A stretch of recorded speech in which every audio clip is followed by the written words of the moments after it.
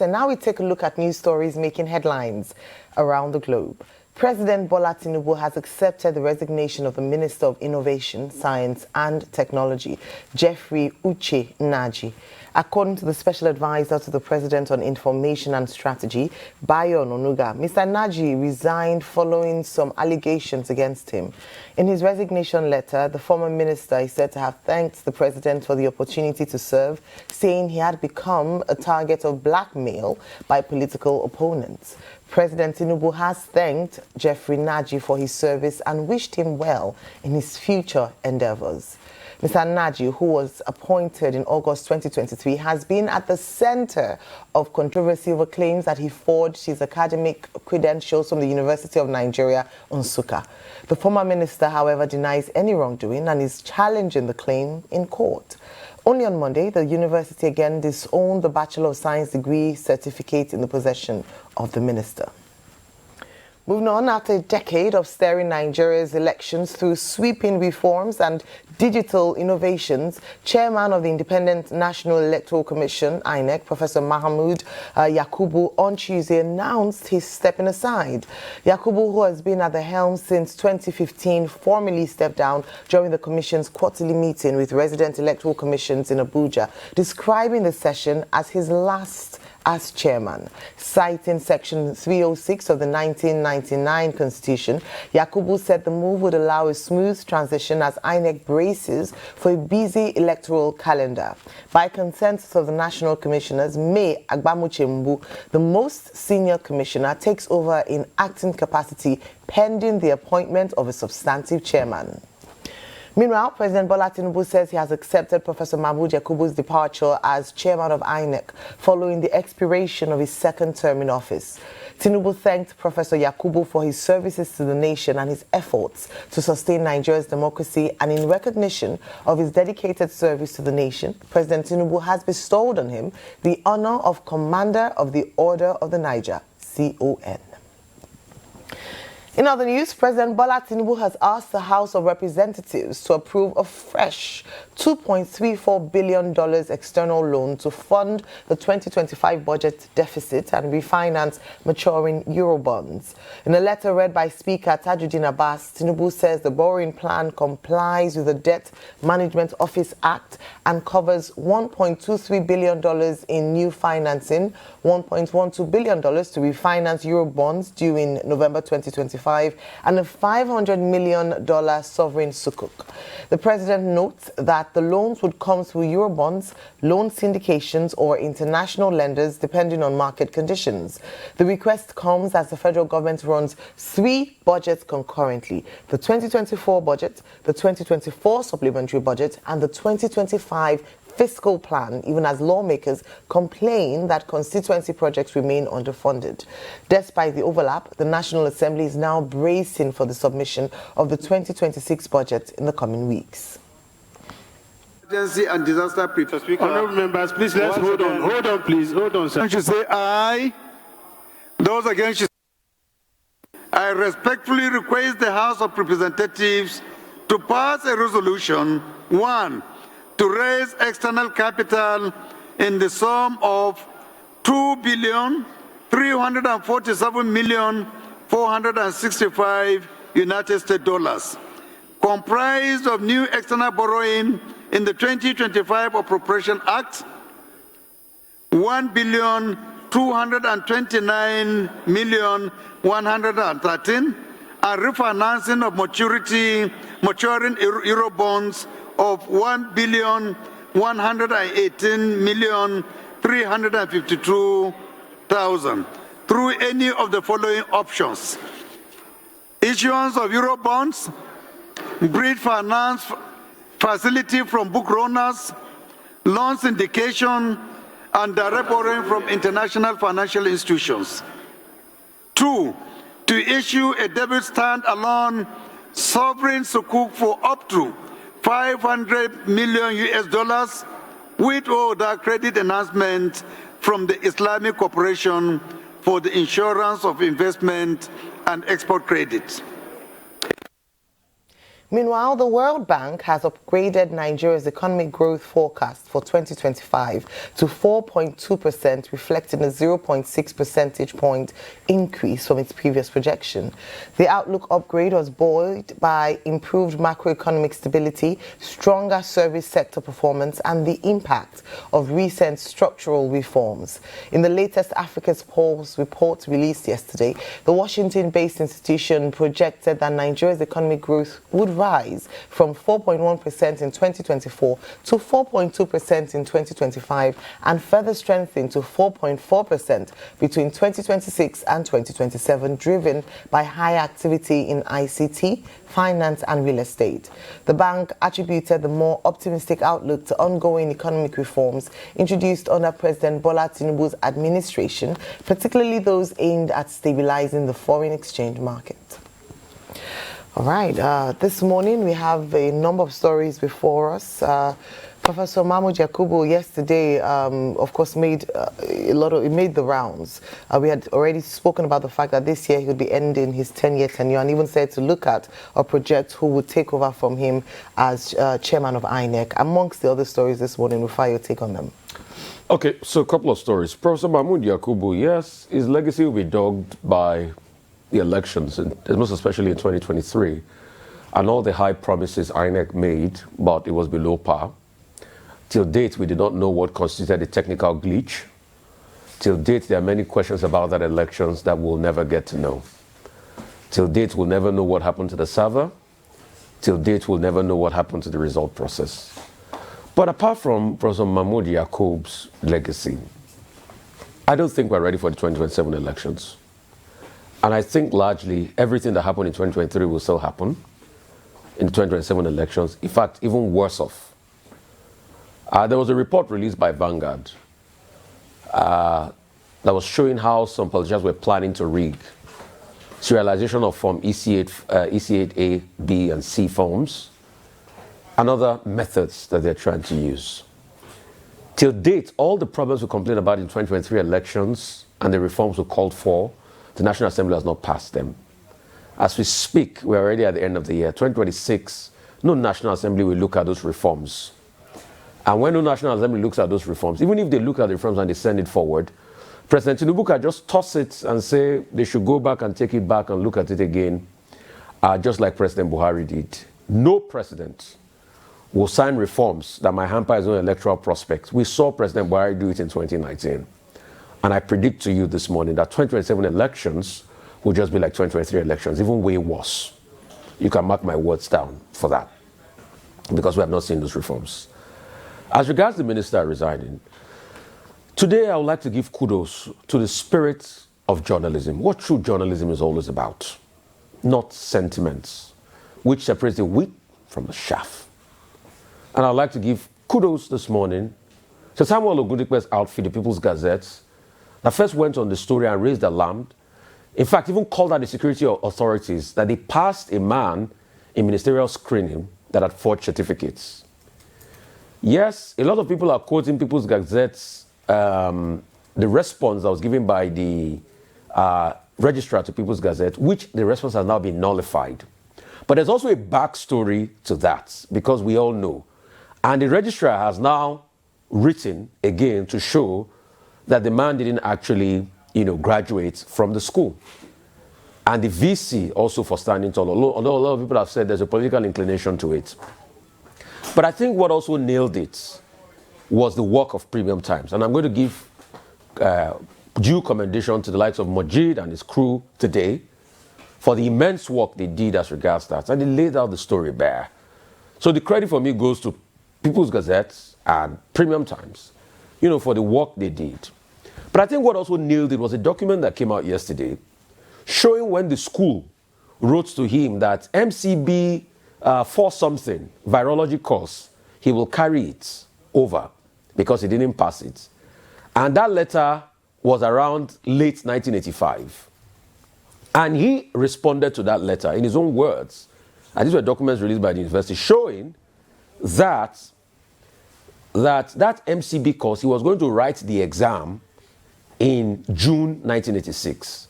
So there was no way where he wrote a letter that he was going to write the exam in June 1986, and he claimed his NYC certificate that his NYC was from 1985, I think April, to about 1986. But there was no way he was going to be able to attribute that, because as of 1986, based on his own letter he wrote, he was supposed to be writing his final exam in June 1986.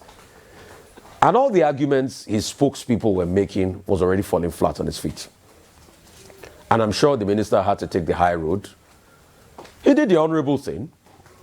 He took it and he resigned and he tendered in his resignation. But that should not be the end of the case. There should be more investigations. And with due respect, we'd like to call on the security authorities.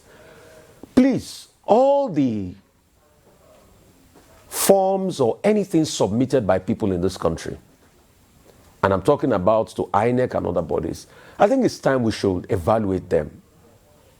And I think it's also time that we put in our schedule and our laws that we should be able to scrutinize forms that are submitted and make them pass through forensic analysis. Because if we had done that, then we'll be spared all of this. This morning, I feel for the Tinubu administration, because this is another big blight on the Tinubu administration. And if proper scrutiny was done, this will not be the case. So, this has happened. As regards to borrowing, if my memory serves me right, this year alone we've done about 21 billion. I was seeing another 500 million from Afrexim Bank borrowing. Then this 2-point-something billion that we're doing now. But this is the same government that says that all our savings from subsidy will be spent on infrastructure and all of that. And if the numbers serves us right and the revenues we are making as they claim, why are we going through this rigmarole of borrowing? But what is even shocking me the most is what they want to use this particular borrowing for. And please, experts in this field, correct me. I don't know anything. Correct me. Part of that money is to be used for the Euro bonds that are maturing.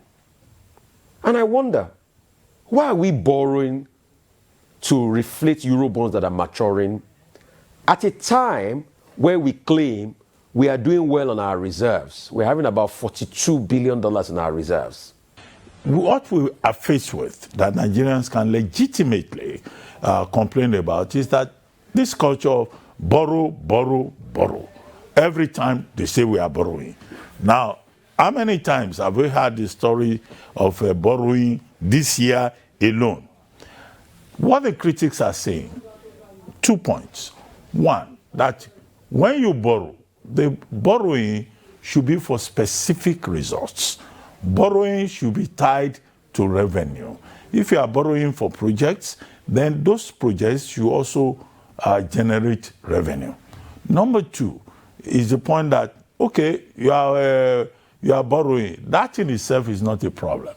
But government must also show prudence in terms of management of resources. You cannot have the kind of conspicuous consumption that frightens the people, and the people say, what exactly are they borrowing for? So those are the key issues in that regard, in my view. What are the benchmarks also? There must also be transparency in terms of government saying, this is what we are borrowing for, this will be the outcome, not just to take papers to National Assembly all the time and say we want to borrow, we want to borrow. No. In a country where the unemployment figure is so high and people are groaning, there must be greater accountability in terms of how you process the details.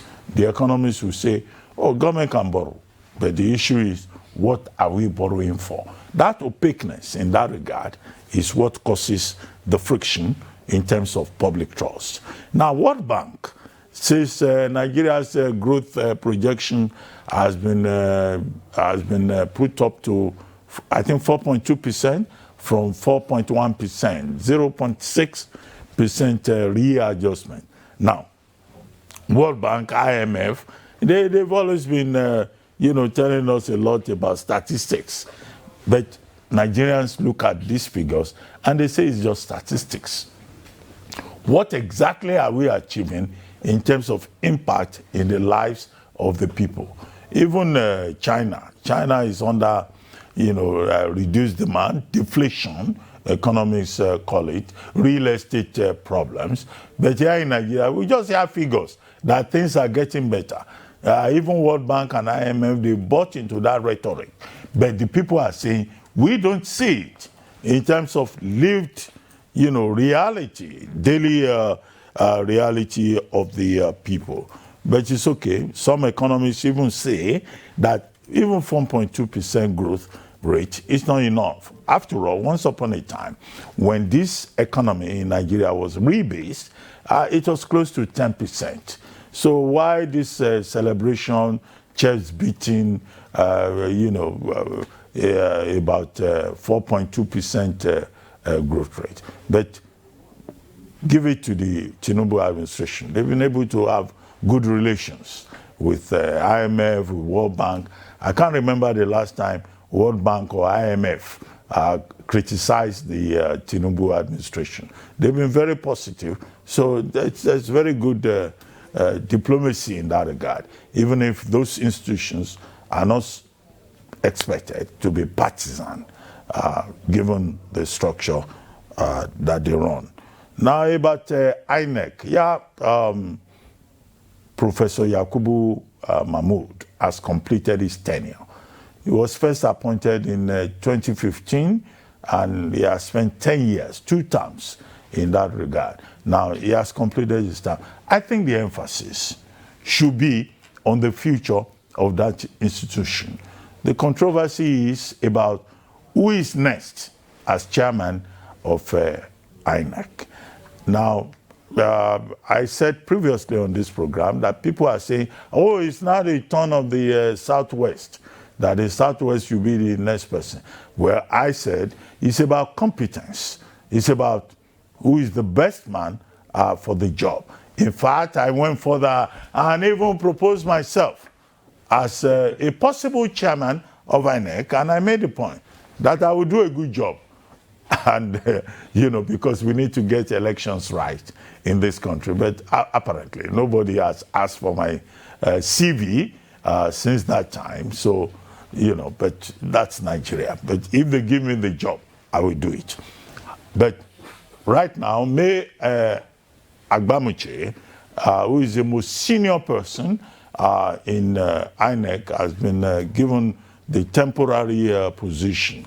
And I think that's just procedural. But the question to ask is it not even better, let's push my own personal interests aside, for somebody within the system, somebody who understands the system, to be the person who will move that institution forward? Someone who understands the issues like May Agbamuche. I don't think there's anything wrong in confirming her as a INEC chairperson. But if somebody is going to come from outside, an outsider will spend like 6 months even learning, 1 year learning. So all of these issues should be looked at. However, the more important point is about electoral reform. Creating a system in Nigeria whereby the results of the elections reflect the will of the people. The will of the people subdued, discounted, maltreated, disregarded in the electoral system of Nigeria. That is a major issue that we have to face. While we are looking for a new INEC chairperson, chairman, whatever, we need to also worry about that. And we don't need to leave that till the last moment when it will now be said, oh, it's too late. We cannot do it again. Now, Naji, the man that resigned yesterday as a Minister of Innovation, Science and Technology. I wrote about that yesterday in my column, back page of This Day Live, This Day newspaper. Yeah. They also call themselves This Day Live, which is the program we do on Sunday. Now, the issue is about integrity. This is the second minister of the Federal Republic who is going to resign as a minister. Before him was Kemi Adeosun, who resigned. Now, the question to ask is, was he pushed? Did he jump? 2 issues. with Minister Naji, as he then was. Forgery of a certificate. He claimed to have a degree from University of Nigeria, Nsukka. University of Nigeria, Nsukka is the foremost independent, post-independence university in Nigeria. It's the only university that is named after Nigeria. Now, that same university gave us conflicting reports. There was one December 31, 2023 report that said, oh, he graduated. Now, in August and September this year, 2 other reports from the university saying that, oh, he didn't graduate. Even the Vice Chancellor, Professor Otwanya, has come forward to say, oh, his name was used in vain, oh, he didn't say anything. Now, universities are supposed to be citadels of learning and institutions that promote character. And my argument yesterday is that the University of Nigeria, Nsukka, owes Nigerians an explanation. You can't have an institution that is training, a major workforce for the country, flip-flopping and talking from both sides of the mouth, raising questions about integrity. I even said that the alumni of University of Nigeria, Nsukka, should be thoroughly embarrassed because they go about, they say, we are lions, we are lionesses. These your lioness and lions. You people have misbehaved badly in terms of how your institution has projected you. Second, I think it's good news that Minister Naji has resigned. And it was a bit surprising because before his resignation, there were persons going around in Abuja saying, oh, he's a victim of political persecution. They were saying, oh, he's Dr. Peter Mba, governor of Enugu State, that is after him. Whatever all those, details are. What is important is that people who want big positions must know that there are laws about perjury and forgery in this country. In fact, there are persons who are saying Naji should not be allowed to get away with his violation of the law, that he should be tried, that it's not enough for him to have resigned, whether he was pushed or he jumped. After all, for forgery, I think it's about 14 years imprisonment. Now, he must come and explain how he came about the NYSC certificate that he submitted to the Senate and that he presented to the government of Nigeria. He committed perjury on oath for making false misrepresentations, for making false representations. So it's not, that he has resigned and all of that. No, it looks to me that a crime has been committed and that, that should be pursued further. And that should be a lesson for all future federal government appointees. There's also a question about the integrity of the institutions who are supposed to vet the credentials that are submitted by government appointees. What did they do? They could not spot that a false NYSC certificate was submitted and that this person did not present a proper university certificate. I've also argued, however, that you don't need to have a degree to be a minister, to be a governor, to even be president. Just fail school SAT. If I just have the ability to speak English, that is enough for Nigeria. But that's another subject because we say that Division 3 people should not be the ones that rule us. If you say you can just speak English, you failed, you dropped out, you misbehaved while you were writing school SAT, and you can be whatever you want to be. No, that makes the situation disgraceful because we have properly educated people here. And maybe that's why I was saying I should be INEC chairman. After all, there will be no issue with my own certificates. I think you can defend all your certificates, Dr. Abati. All right, okay, so let me start with Mr. Jeffrey Uche Naji.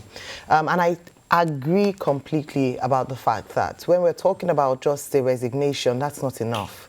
We often talk about the fact that the reason why certain crimes are perpetrated or why there's a lot of corruption is because there seems to be no consequence for actions around this.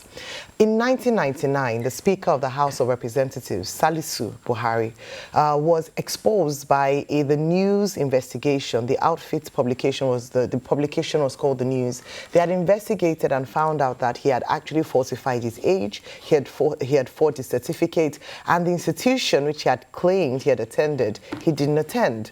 And so following the investigation, Mr. Buhari, in fashion as we see now, came out and said it was a witch hunt, that his political enemies were against him, and he was going to sue the News for libel.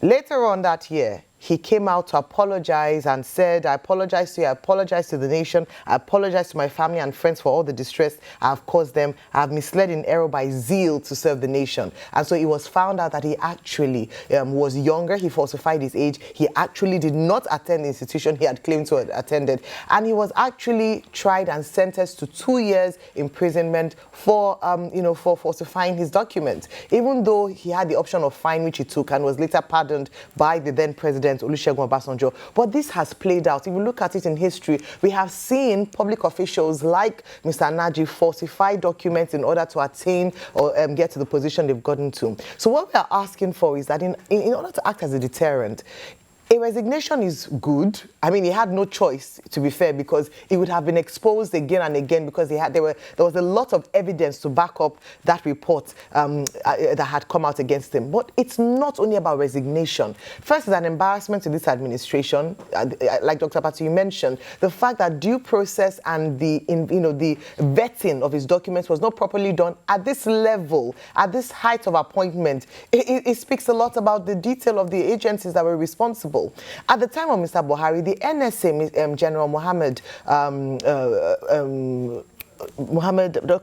your friend, you talk about him a lot. I just remember this, Gusau, yes, had announced, the NSA at the time had announced that they were going to institute an investigation into Mr. Buhari's claims, and they did. We haven't heard anything, at least officially, from the NSA right now. We haven't heard anything officially as to what would be done now that he has taken the option of resignation. He himself has said he's going to sue, that it's a political witch hunt. I hope that he would be able to go all the way to sue, because it's damaging to his reputation and damaging to the reputation of the person who appointed him in the first place. If we don't see consequences, it is not a deterrent to young people who are watching or future political office holders who, if it's just a slap on the wrist, there's no consequence, would go ahead and keep on falsifying. And I agree as well that perhaps it's time we started to investigate and see, for all those who are holding public office in trust of the people, whether or not their qualifications, their certificates are genuine. And it's very easy. We can use technology to find this out. We had mentioned earlier that they were about to do that for all, public employees. Let us start with the appointees and see how many of them who brought the certificates in actually, whether those in elected positions, whether those who are appointed by government officials. Let us see whose certificate is actually true. Now, moving on to that, we then go to the INEC chairman, Professor Mahmood Yakubu, who has now said he's embarking on his leave of absence, and May Agbamuche Mbu. We've talked a lot about INEC under Professor Yakubu, and I'm sure we would continue to speak about that. Later on today, we have Frank Tate, and hopefully we'll really dissect what his legacy as INEC chairman would be, because at the end of the day, it's about legacy. At the end of the day, the work that you've done will speak for you. How was he able to manage INEC under his tenure? But even more importantly, because we face a critical time in the electoral process of the nation, is who will be stepping into the shoes of Professor Mahmood Yakubu. Currently, in the acting capacity, we have May Agbamuche Mbu, and I'm of course, I'm delighted about that. It's always great to see a woman step up to positions of influence in that regard.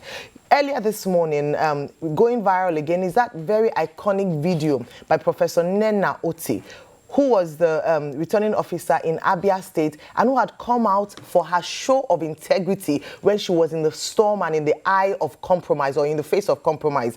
She said something that I think is very instructive as we look forward to whom will become the next INEC chairman substantive. She said, I have never sold a handout. I have never defrauded anyone. So what she was speaking to was the integrity of her person. Perhaps in the selection process of the INEC chairman, there should be an opportunity opportunity for people to report or give testimonials about the person in question as to how they served in the past. If there's anything that can be brought forward against them, even in little things, because if you sell handouts, as little as it is, in that corrupt manner, you will be corrupt when you become INEC chairman. These are the little things to talk about when it comes to the appointment of people who take on this key role as either INEC chairman or otherwise. May Agbamuchi, who is a member of the family, at some point was a member of this family. She was editor of the Legal Eye, and she was able to shape conversations around, legal matters in the country at the time in this day newspaper. She's also been a lawyer for over 30 years. She comes with a wealth of experience. She has served in government as well, in a presidential committee overseeing projects across the country. She comes in very well experienced and is said to be a woman of integrity. But of course, you know what happens when positions like this set in. It is the taste of the pudding, they say, is in the eating. You are not supporting my... I said that... Yeah. Oh, no. Yeah, she's you are not supporting my...